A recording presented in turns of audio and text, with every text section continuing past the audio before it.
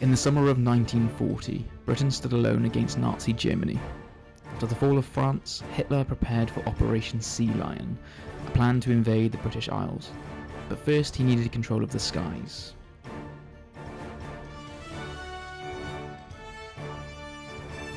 The Luftwaffe launched relentless raids determined to destroy the Royal Air Force. Outnumbered, Britain's young fighter pilots, the few, rose to the challenge in their Spitfires and Hurricanes. Day after day, fierce dogfights raged across the skies of southern England, and despite the odds, the RAF held firm. By October, Germany's plans lay in ruins. Britain had survived its darkest hour, and as Churchill declared, never in the field of human conflict was so much owed by so many to so few.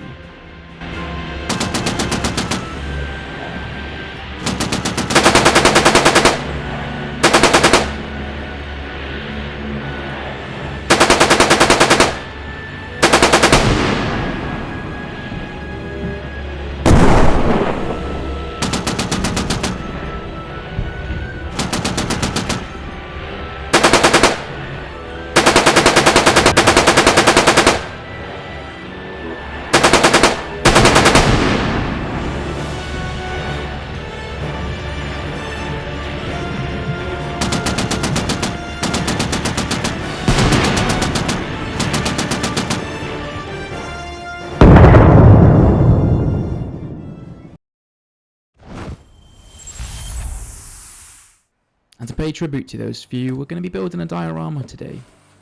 Not in the skies, not a dogfight, but instead on the ground. We're going to be focusing on just a scene just before a pilot would find themselves in the sky, going toe to toe with the best of the Luftwaffe. So you can see I've got this awesome Airfix ground crew kit, which does come with some pilots and a nice dog, as you can see on the screen now as well.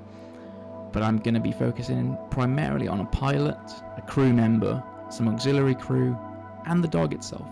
So I started with a black primer and did some zenithal highlights with some Tamiya white. We're going to be doing the glazing method, which involves using some really thin coats of paint, really diluted down with either your acrylic thinner that you use, or just some water. And for these Airfix paints, I'm using the Humbrol acrylic thinner, which is just great at really trimming those down. So you put on multiple glaze layers, which doesn't detract from the zenithal highlight.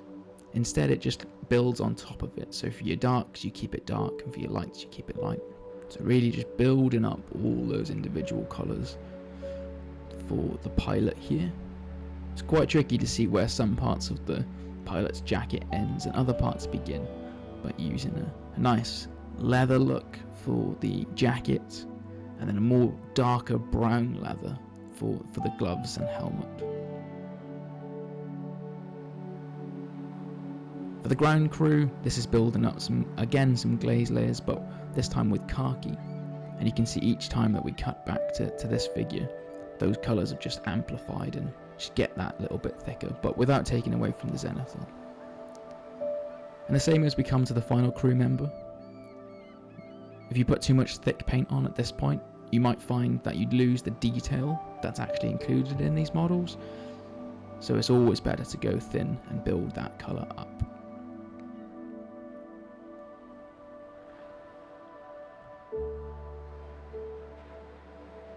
Decided to make one of these models blonde and one brunette.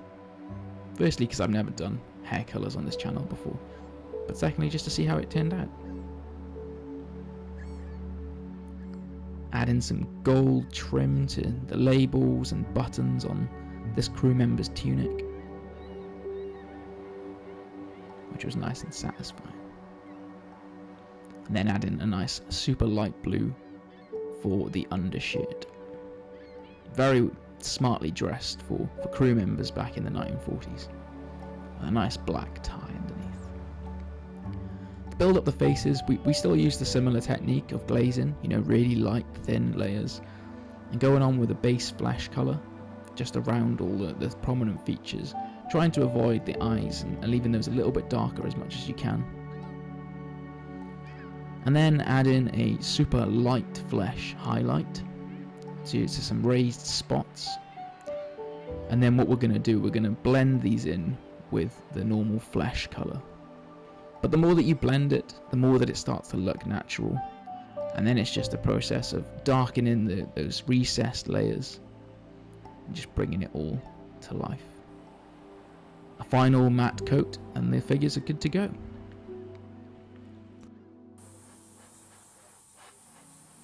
To build up the base, I'll be firstly using an artist board, one of these wooden boards, which I just find fantastic for all my projects.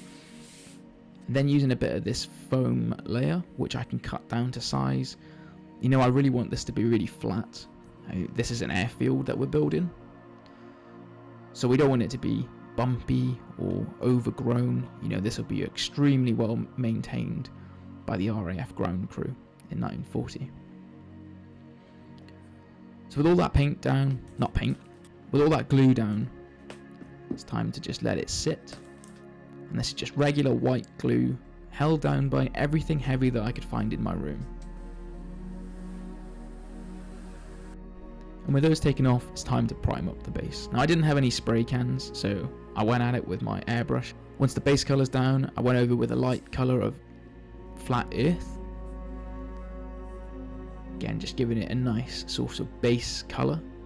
Tried to give a bit of an outline as to where the ground might be faded, where the Spitfire usually sits.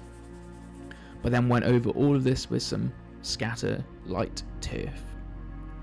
There were some lumps in it, but you know, I've just squashed those out and we're good to go. And put some isopropyl alcohol and then drop on some PVA white glue all over. Let that sit, and somehow not too much came off, which is great to see. But you can see it's already starting to look a little bit like a flat airfield. But to just build up some extra layers, add in a bit of flat earth for some shadowing, and a little bit of this super diluted black and hull red paint, which makes it look a little bit like oil.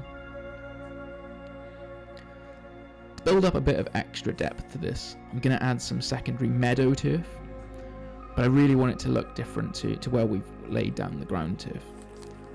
So I've just gone over, laid on this, and at first it will start to look a bit patchy when we first roll it off, but it's all the same methods. And there you can see, it's looking a little bit patchy, but we can fix that with the next step. So knock that off, and then I'm just going to go over it all with just some light green paint, but super diluted just to keep those depth to it, and a bit of flat earth where the trucks and airplane would be. Some extra little bits I'll be using for this diorama would be this accumulator. So the RAF, and I imagine other air forces, use accumulators as a bit of a charge for batteries. They'd wheel it out and it would just help kickstart the engines. Usually this top half of the engine would be for on deployment, where you might need just that extra kickstart, but I thought I'd add it because it just looks a bit cool.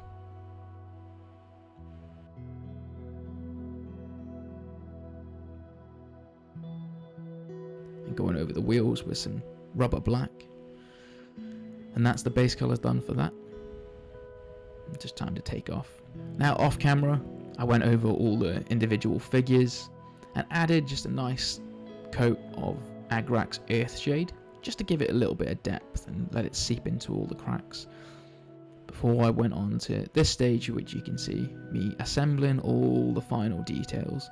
So I really wanted it to seem like, you know, we're at a bit of action stations, the pilot's getting ready to go, the crew are telling them that we're all good, the accumulator's getting into position. They've already taken all the chocks away, so the pilot is good to go. And with all that done, I think we're time for the showcase.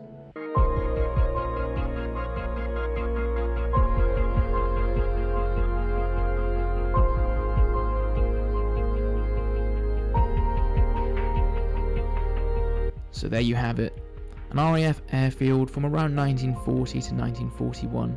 All the individual models, the Spitfire and the Bedford truck, you can see on the channel either already or shortly. But thank you very much for watching. I hope you enjoyed this little tribute to the RAF. If you did enjoy this video, please do like and subscribe for more content in future.